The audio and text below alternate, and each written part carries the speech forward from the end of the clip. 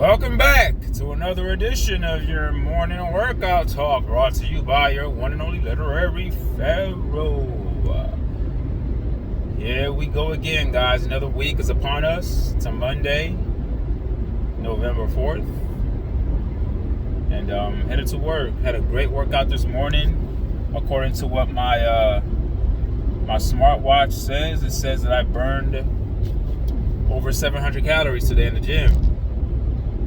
That's how you wake up, guys.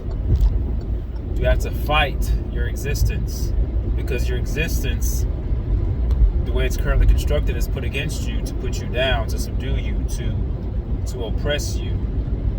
And what that means is that everything that's put in front of us, around us, on top of us, beneath us, is orchestrated deliberately for our own demise and our own destruction. So there's no other way of looking at it.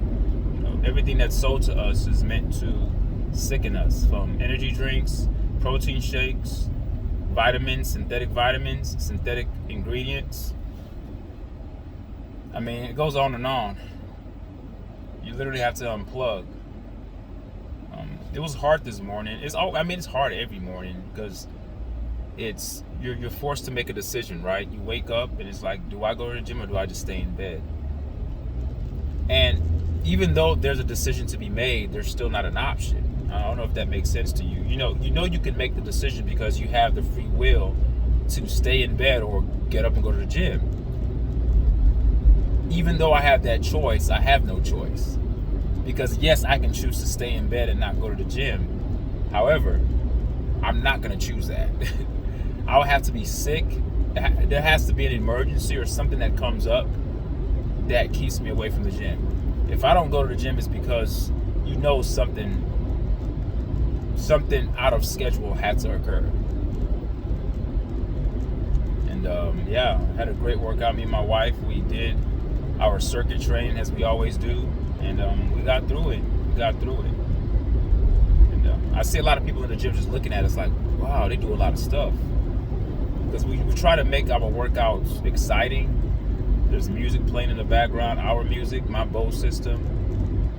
And I don't have it too loud because I don't want to intrude upon other people's music, because everyone has their own earbuds. But we do have our own speaker, because as we're working out, we have a timer that speaks to us. It'll say 5, 4, 3, 2, 1, go.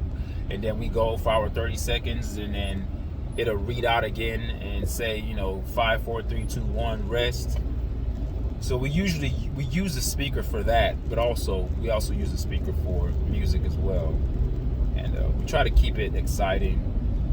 And workout doesn't have to be something that's a comparable item, meaning that you can't look at people on magazines and look at other people who are in shape and say, well, I want to work out like they work out. Working out is just an activity. You keep yourself active. What's more important than your working out is your diet. I keep telling you guys that. It's 80% diet, 20% workout. And as to be honest with you guys, your eating habits, your dietary restrictions of what you choose to take in and what you choose not to take inside your body will actually help your workouts, because you'll be more energized. You actually will see quicker results. So it's your eating. It's your eating that does it all. So don't get in there thinking that it's do or die, that you have to be in the gym for 5 hours to get results. It's not like that. You get results from your habit, because you got to think about it. There's 24 hours in a day. And let's say you sleep 8 hours. That leaves you with 16 hours left. And let's say you go to work for 8 hours. That leaves you with 8 hours left. No one works out for 8 hours. You may go to work for 8 hours. Your workout may be 45 minutes to an hour and a half max. That's 1 hour and a half of your whole entire damn day. How can you think that just an hour and a half of working out is going to reconfigure your body to the way that you want it to look? It's not going to work that way.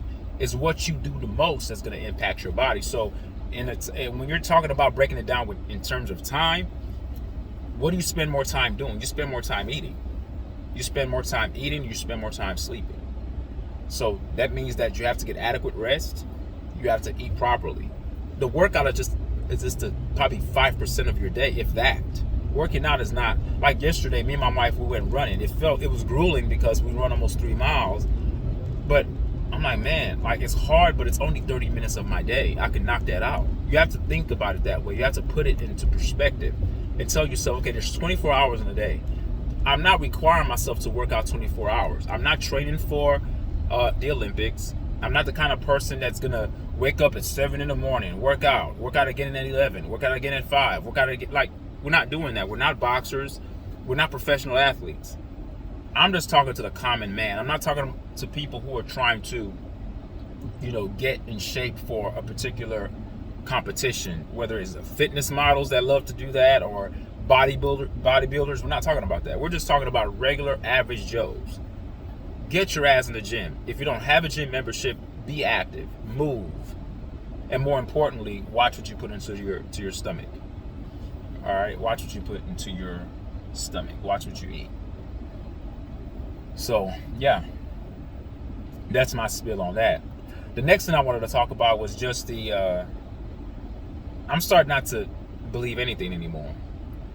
You say, what do you mean by believe anything, Literary Pharaoh? I'll explain to you what I mean by that. I mean, I don't know what to believe, so I'm not going to believe anything. When I hear about, especially this election stuff, that by itself, like, you guys already know my stance on that. It's just a clown show. But you can see how you can easily get sucked into that, because people are in a state of vulnerability and desperation. And we have those two things mixed together. It causes an illogical response in the brain where you're just focusing and operating off of your sympathetic nervous response system, which puts you in a state of flight or fight. And then you just automatically respond to tantalizing things that appeal to your emotions. So when things appeal to your emotions, you're more likely to lean toward those things that appeal to your emotions, rather than sitting back and critically thinking and looking at things critically and saying, okay, this doesn't make sense, this makes sense. So you have to, your condition before you receive a message is very critical on how you decipher the message that you're receiving. So it's on television every minute. You can't, these commercials, that's what I'm talking about, whether it's governor commercials, mayor commercials, everyone talking about their stance and what they're going to provide the American people. These people have no power. Like George Garland said this years ago, and I'm going to say this again. If voting mattered, they wouldn't allow us to do it. If voting truly mattered, they would not allow us to do it. It's a scam, folks. Wake the hell up. They want to make you believe that you have a voice. You have no voice. This is just a circus act to draw people in. And the extraterrestrial affair that's involved in this entire system that's built in, they eat our energy. They eat our emotions. You say, what is this guy talking about? Yes. Stop. We guys, there are different forms of life, and there's different forms of intelligences, and there's different dimensions. You have to be a full-blown, mature idiot to think that the third dimensional realm that we reside in right now currently, and this earth, is the only life form. We're the only life forms that exist in the whole entire universe. All right? This planet Earth is a seed planet, meaning that for centuries, a millennium, billions of years, extraterrestrials have always come in and out to perform experiments on this planet. And what we view as a long period of time is nothing but a second to them, because they don't operate in a time-space capsule as we do. We're burdened by that. We're trapped by that. We operate and we respond off of the time-space continuum. We live off of time, where in other dimensions, past, present, and future all coexist within one. All right, so you have to think outside the box. I know it's hard for you guys to do, because traditionally no one brought that to your attention. But we're indoctrinated by public education systems. The college systems are nothing but a scam as well. They're not giving you truth. They're not giving you the ability to think outside the box, because thinking outside the box allows you to kind of compartmentalize everything and gives you a better understanding of how things work. And it'll better lead you to understand how your oppressors are oppressing you. But if you're given information, and you're given information repeatedly and told how to think, or told what to think, or versus how to think, then that becomes a huge barrier in your endeavor to seek truth. So I'm not believing anything anymore. The whole thing is just from politics to everything. The only thing I encourage you guys to do is believe yourself. Believe in yourself. And even if you're wrong, you can correct yourself and be on the right path again. You have to believe in what you believe in. but not by what you're told. Okay? Not by what you're told, especially not by what mainstream media delivers to you. They're never going to tell you the truth. They are your enemy. The government is your enemy. Just do your own research. You don't have to believe me, because I've did it. I'm not going to get on YouTube just telling you guys things that I'm making up. Mainstream media is a CIA operation. If I forgot the name of the operation, I don't know if it's Mockingbird or something, where the use of media is intentionally used and utilized as a weapon against the minds of the people. It's a psychological form of warfare, psychological operation. It's subtle. You know, when you think of war, oftentimes people think of bombs, guns, missiles, explosions. They think of the physical aspect of war. But war comes in different phases. There are different facets of war. War isn't just limited to just that. Though that is war. That's the war that we're normally talking about when we talk about war. But war is just as much psychological as it is physical. They're both one and the same, because a lot of the times if you can get to the minds of the people, then you can sway them to act in a certain way. Therefore, that's warfare. You don't have to kill the people. You just get them to think a certain way, then you've already killed their internal faculties and given them the capacity to think for themselves. Because we're right now in America, people aren't thinking for themselves. They're allowing the television and mainstream media and X, Twitter, Instagram, politics, messaging, advertisements, they're allowing those things to think for them. If you unplug from those things, you'll be amazed how much peace you'll have. If you fast from media for about a week, for 7 days, do it and tell me how you feel. You'll feel a sense of disconnection initially, then you'll start to get on the frequency of peace and start to understand, look, I don't even need that information. What does that information do for me but incur fear inside my soul, incur angst, a high degree of anxiety, stress? That's what mainstream media provides you. Is either telling you that there's a war coming, there's a plague coming, there's a storm coming, there's a robber that's killing people. News is usually, mainstream media is usually giving you negative information. Now, occasionally they'll sprinkle you a good story here or there, but the majority of the information that's being conveyed to the masses is negative, and that's done intentionally to put you in a negative frequency, to put you in a low vibrational state. And that low vibrational state is what these aliens eat off of. They eat our emotions. They're not eating food. We are electrical beings. We charge them. Our low frequency is their food. Just like we eat dead things, they love us dead vibrationally. When we're operating low, that's their meat. That's their food. I know I sound crazy. That's okay. People who are trying to wake people up oftentimes do sound crazy. Just because I sound crazy doesn't mean that I am crazy.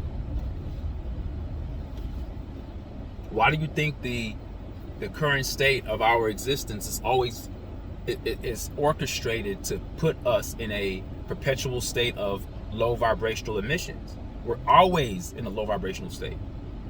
Think about it. When I say we are always, I don't mean like me and you. I mean generally speaking.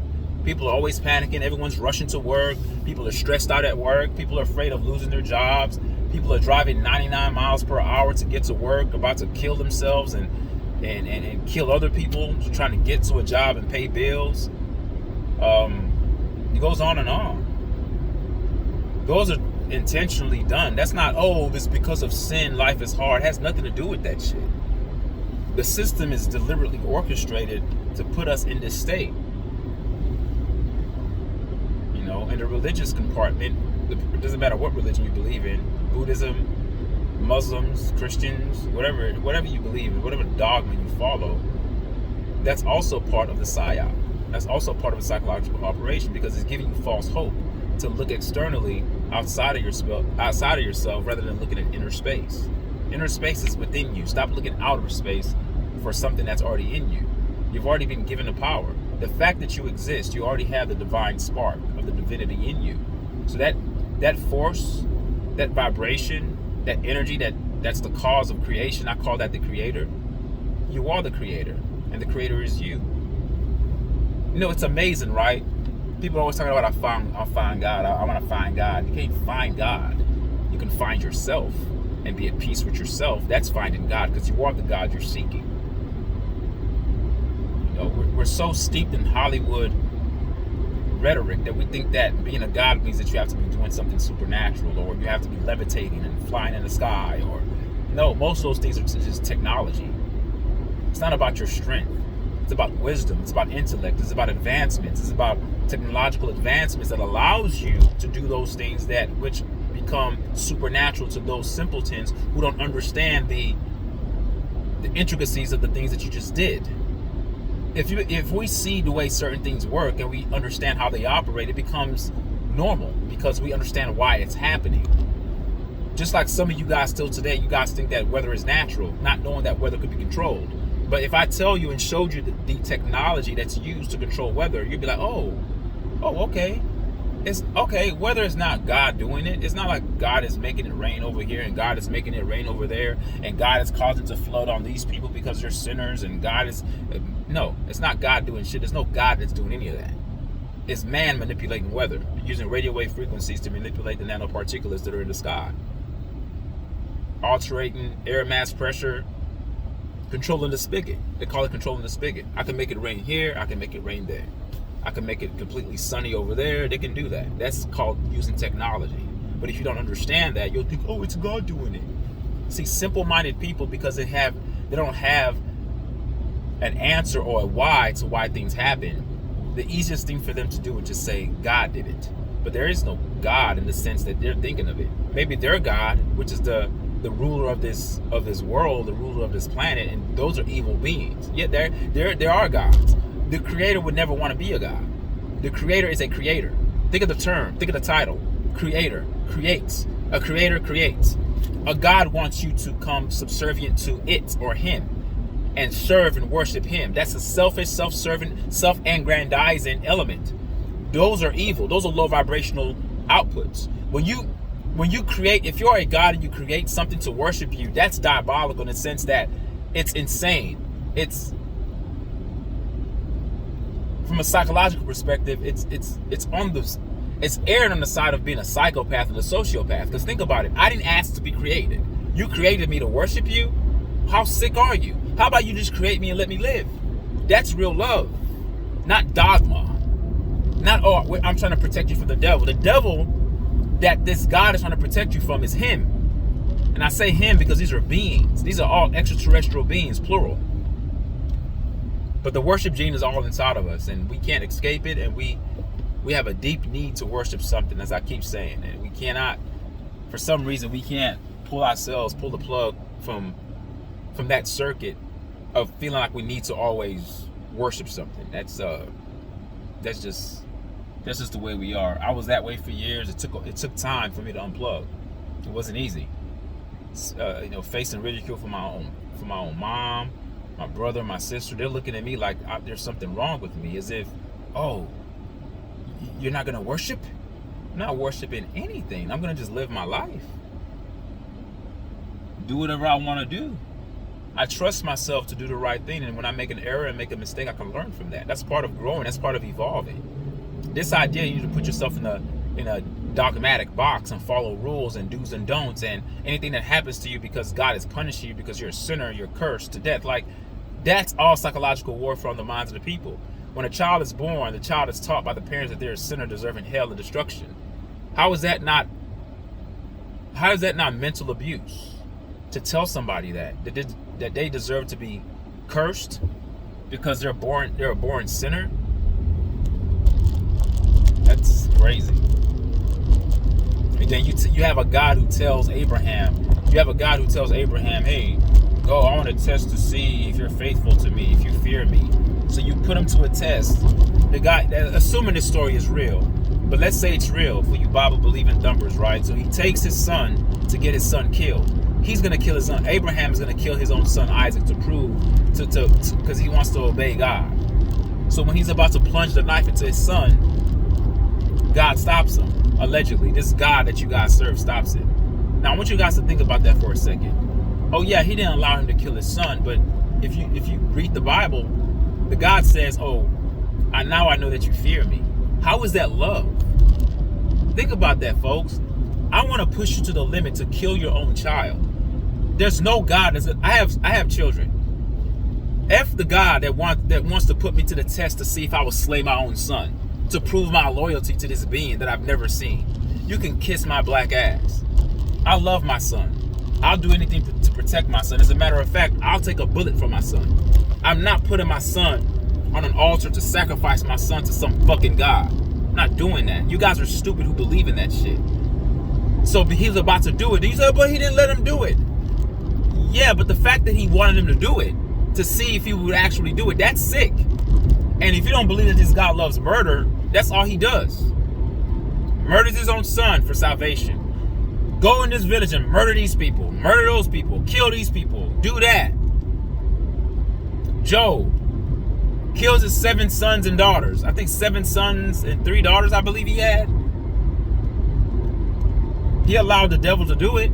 He gave the devil permission. He's doing deals with the devil. What kind of God do you guys serve that does deals with the devil? I bet Job would be faithful to me. You can do whatever you want to do with him. So we're, again, I told you guys, we're nothing but chess pieces on a chessboard. We are an experiment to these Anunnaki beings, these beings that are posing to be gods. And you guys are sitting there like groveling idiots, going to church every Sunday just to appease your mental, your mental disturbance, because you obviously aren't at equilibrium or at balance, because you're seeking something that you can't find. It's not in the church building, folks. It's inside of your heart. It's inside your soul. It's inside of you already, but you don't tap in. You don't meditate. You don't look within. You don't take full accountability for your actions. What you do, you blame it on the devil. You blame it on the God. You blame it on curses. You blame it on generational curses. There's no such thing as fucking generational curses. If your family's been eating pork, let me give you an example that's more simplified so you guys can understand exactly what I'm talking about. If your family's been eating pork from generations to generations to generations to generations to generations, all you guys do is eat fried food and pork and bad food. And all you guys keep getting sick down of the same damn disease of cancer and diabetes, right?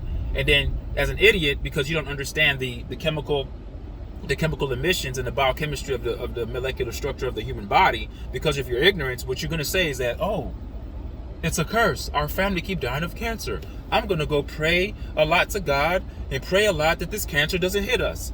How about you take full responsibility of the things that you're fucking putting inside your mouth and stop eating the fried foods? How about you stop doing that, number one?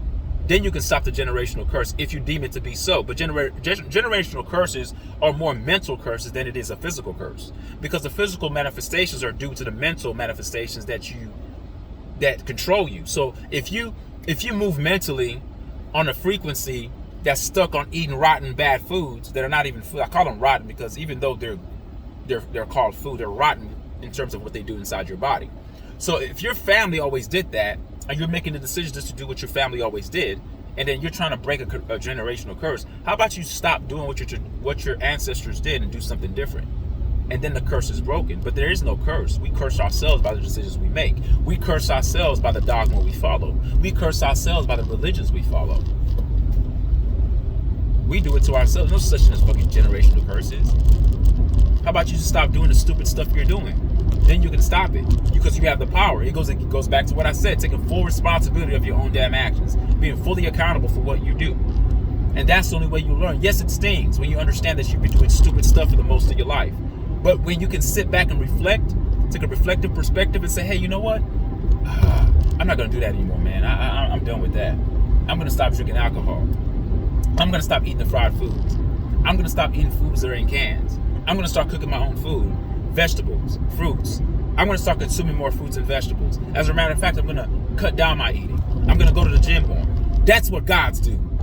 If this God chose to create, then you have to create your own reality by doing something about the stupid stuff you've been doing and change that. That has nothing to do with God. That's all you. That's you doing that. You, yes, you. I'm talking to you. That's you doing that. But ignorant people, when I used to go to church, some of the most unhealthy people would be in church. Fat asses, butts falling out of seats, stomachs sticking out here. And yes, you might call me being shallow, but I'm not. I'm telling you that the physical presence of people tells you their inner demons. Their inner demons is that they can't control food. Their inner demons is that they eat too damn much. And their inner demons is that they're being plagued with sicknesses from the system that they adhere to. They adhere to a system and acquiesce to a system that tells them to do X, Y, Z. Little do they know, unbeknownst to them, that the system that you're actually believing in is the system that's giving you the diseases that you're going to pray to this fake God for to heal you. Total irresponsibility on your part as the individual. It's not you, because I'm doing what the system wants me to do. I'm going to church, I'm praying, I'm tithing, things should be okay. That has nothing to do with your reality. What the fuck? What are you eating? What are you doing? Like, just the simple things. Control that. Before you start praying to some unknown God that you have never seen in a day in your life, how about you start doing certain things that you can control?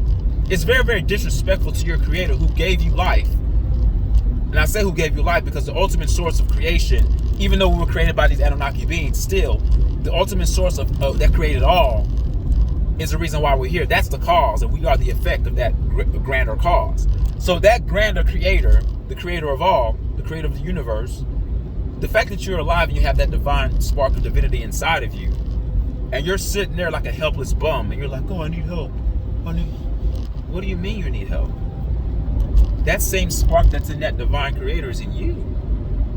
You have the ability to make decisions. Like, being an autonomous being gives you a sense of power that certain creatures don't have, that liberty or freedom to do so. They're programmed. They're programmed just to do one thing. Even though we are being programmed to a degree, but even within the program, we still have the ability to make decisions that are either going to accentuate our existence, accentuate our living, or debilitate it, or bring it to a state of dependency when we're totally dependent upon man and man-configured gods to come save our day. Can you believe it? That people think they're going to find God in a book? You can't find God in a book. You are the book. You are the God you're seeking. Seek yourself. Find yourself. Then you will know who God is. Once you find yourself, then there's no more seeking God, because you found God. You are the creator, because you have the creator's essence in you. Now, being able to do what the creator does, you may not on that level or on that grand scale, but on this third dimensional plane that we live in, you can operate like a God and control your environment by your temperament, by how you reason, by the decisions that you make. You can be a God in your cipher, in your terrain. You know what I'm saying? Like in your area, you can dominate. In your lane, you can master that lane and be a God in that lane. I am a God in my lane. I can't compare myself to other super highly technologically advanced beings that are more advanced than me. I can't compare myself to them. It'll be stupid. It's a futile attempt to compare, because then I'm going to look at them and want to worship them. They're nothing but beings. That's like dogs or animals worshiping us because we're more advanced than them. No. A dog is a dog. A dog stays in its lane. I'm a human. I stay in my lane. We're all different species. And different entities have to operate in their own lane and be a god in what they have. So yeah. So I'm not believing anything anymore. I'm gonna believe in myself. I encourage you guys to do the same thing. It's actually very, very liberating when you start doing it. Don't be afraid to unplug from the system. And if you do have questions about the dogma that you believe in, then ask the questions. Don't hold it back. Don't let these people tell you the Holy Spirit needs to reveal it to you. Well, the book doesn't reveal it to you, and the book doesn't make any damn sense. Then why am I depending on the Holy Spirit? Like, what was the point of the book? Isn't the book supposed to reveal the truth to us?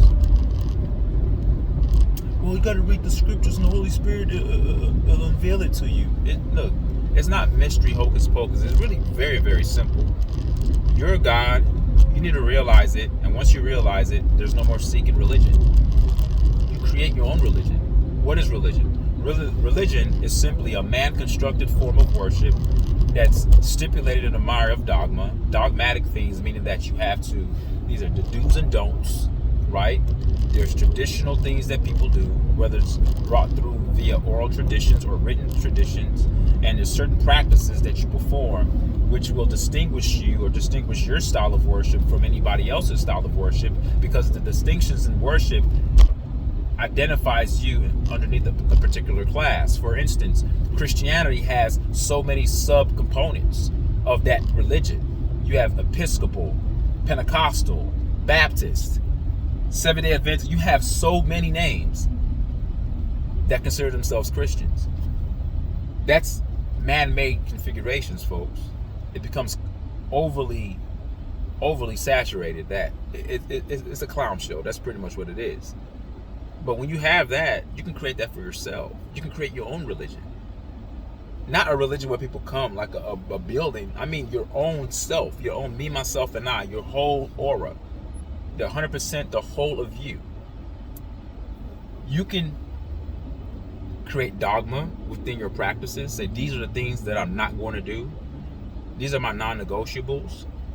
I'm not going to be addicted to porn. I'm not going to be addicted to bad foods. I'm going to practice self-control. I'm going to make sure that I work out. I'm going to practice discipline. I'm going to spend 5 minutes a day of doing deep breathing exercises to control my pressure or control my sanity, because I tend to be a little bit angst, or I tend to be a little bit angry and impulsive, and anxiety at times tends to overwhelm me. So what I'm going to do, I'm going to be intentional about my breathing and spend 5 minutes a day doing deep breathing exercise. And this is just me throwing out examples. I don't do all these, but I'm just saying, like, these are the dogmatic things that you can create for yourself. You can make a list for yourself of what you're going to do. What the hell do you need religion for that? Like, what the hell do you need religion for when you can do that for yourself? I tell people all the time, it's not about doing good or doing bad. It's about not allowing anything in this third dimensional realm overtake you. What do I mean by overtake you? Don't be addicted to anything. Don't be addicted to anything. Don't be addicted to food. Don't be addicted to sex. Don't be addicted to porn. Does it mean that I'm telling you not to have sex? No. You're going to have sex. It's a human biological function. Don't be addicted to it. Don't let it overwhelm you. See, creators and gods don't allow things to overwhelm them. They overwhelm it. See, the power of choice gives you the power to say yes and to say no, which puts you in a state of empowerment and puts you in a state of total control. You always want to be in control, even in your emotions. Always be stoic and even keel. Be neutralized. So much so that people are like, that guy doesn't move. Yo, you're moving, but you're moving with reason and thought. You're not moving with emotions, because when you move with emotions, it lays you on the track of being impulsive. Impulsivity becomes the norm of you, becomes the descriptor of you. You don't want to be that. You don't want to be that. You don't. Not anything overwhelm you. Well, when you watch porn sometimes, of course you will. But addicted to it, where it's taking over your life, like, oh my God, I gotta watch it every day. That's a problem. That's a problem. That's a problem. Don't let anything overwhelm you. I know I've talked to some guys that are like, man, no, women are my weakness. Why would you even say that? Why would you say women are your weakness? No, women aren't your weakness.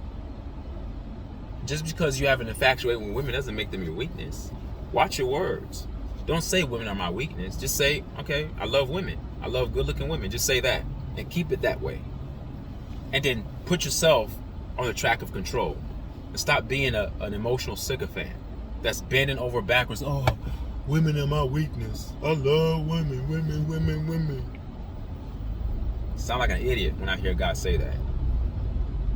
You don't think women don't like men? They do too, they do as well. They keep it in control. We have to keep ourselves in control as well. There's nothing more attractive than a man who's in control of everything.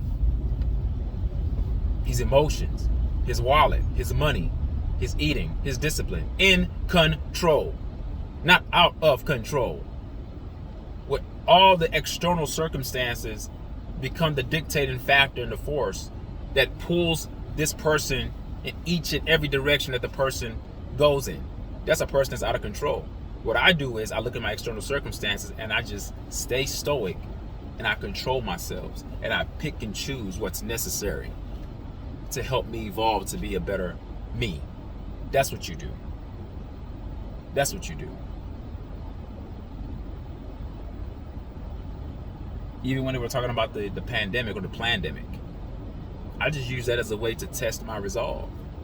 No matter how real and dangerous it looked, I said, nah, I know how viruses work. I know that viruses are not what they're saying that it is. I know how these things operate. Okay, I see what they're doing. Okay, the sheeple, everybody's putting on these devices over their noses to block this boogeyman virus that's supposed to be lingering in the air. No. Everything is a test. Everything is a test. And your objective is to pass these tests. Don't let anything control you.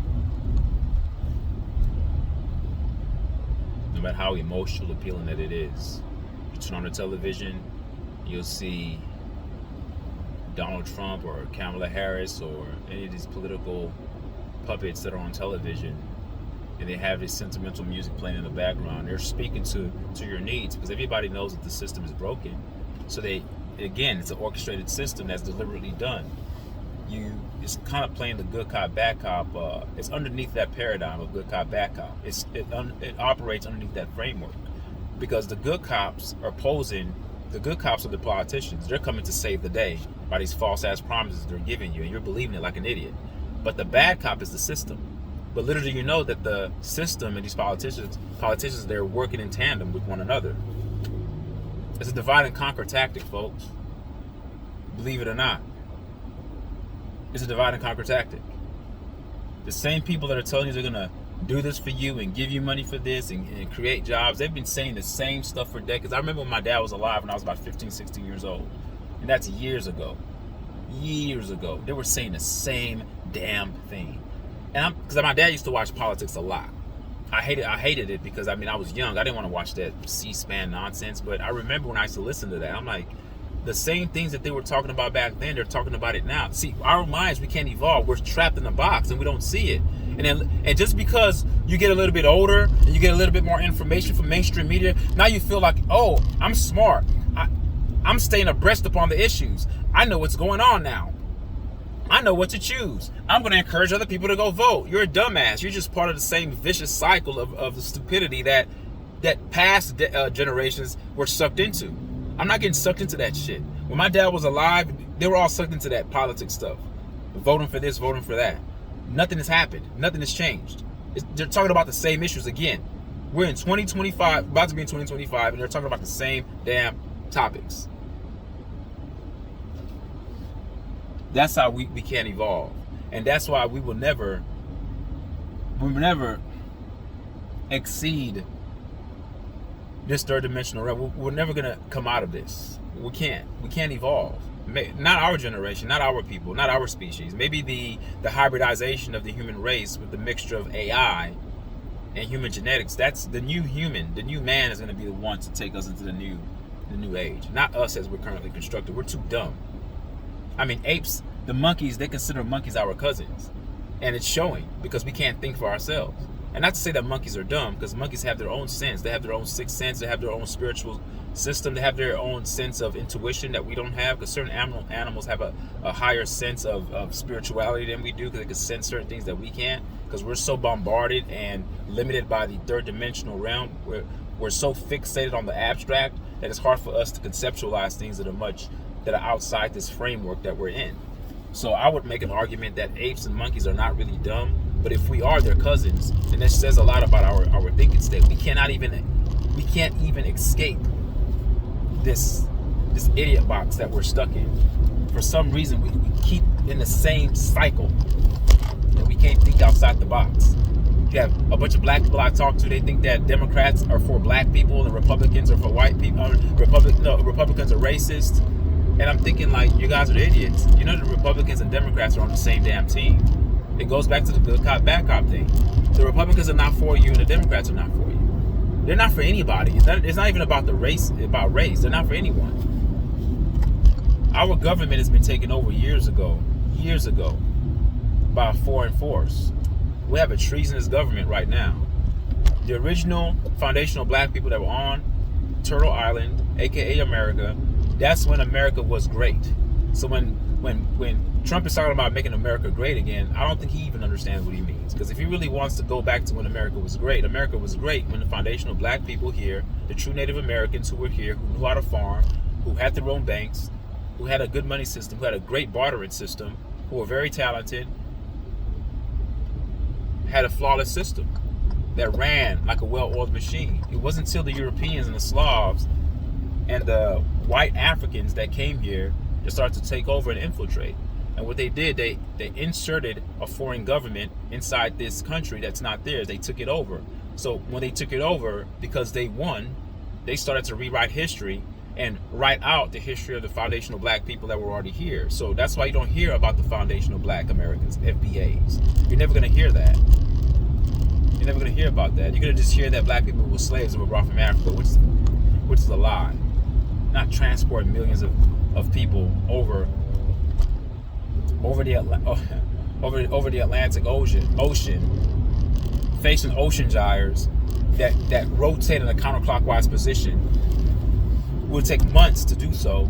How are you going to feed all these men that are cramped together like sardines? That doesn't make any damn sense. Slave ships didn't exist. There was no such thing as a slave ship. These were cargo ships. The first cargo ship was created in 1850. The slaves were brought here before 1850. What boats were used to bring the slaves here? There was no such thing. The slave narrative is a lie. There were white slaves. There were all sorts of different slaves. You had slaves. You had indentured servants. You had slaves that were treated harshly. You had different forms of slavery, folks. It's not that a bunch of black people were lined up and they were slaves. If that's the case, how come black people had property? How come black people had land? How come black people had businesses? If we were nothing and we were just dummies and we were brought from Africa to be slaves here in America and we had nothing, how come they were already foundational black Americans here in the States who are thriving and doing well? So we are being governed by a foreign government. But you guys don't see it that way because you guys have believed and been brainwashed like idiots to think that the government is for the people, by the people, and the government is here to protect and serve and do what's best for the people, to keep the best interests of the people at heart. That's what you guys really think. But it's quite opposite. It's no different than a foreign country coming to invade America. That's what's happened, but they're doing it subtly through the governmental systems and the governmental agencies to make you believe that the government is out for the people. No, the government is out for foreigners. How many foreign benefits are they giving out to people that are coming from this country? How many benefits do American citizens get? Nothing. They don't get anything. The government doesn't help its own people, but they're quick to help foreigners. They're quick to give aid to foreign countries. Yeah, it's not about you. You wake the hell up. You are a foreigner. You are a prisoner in your own country. The American government, the White House, is a European-based government led by Jews and the Israelites and the Israel people, the Israel Mossad, and they run this country. It's a treasonous government. It's not an American government. I'll challenge anybody on that. It's not an American government. They may have Americans in there. You may have people in there speaking English, but at the core of it, at the essence of it, it's a foreign government. It's not for the people. It's not by the people. It's for foreigners and by foreigners. And they've come here and they've infiltrated. They've been doing this for centuries. But hey, you don't have to believe me. You can at least consider what I just told you.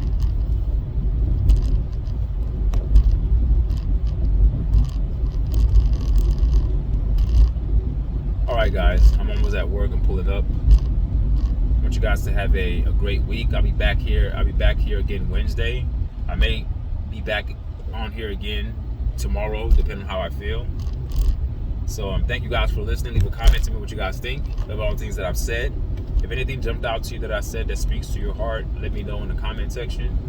And always remember, guys, that your health is your wealth. Because without your health, you're just a dead man or a dead woman walking. All right, take care. Peace.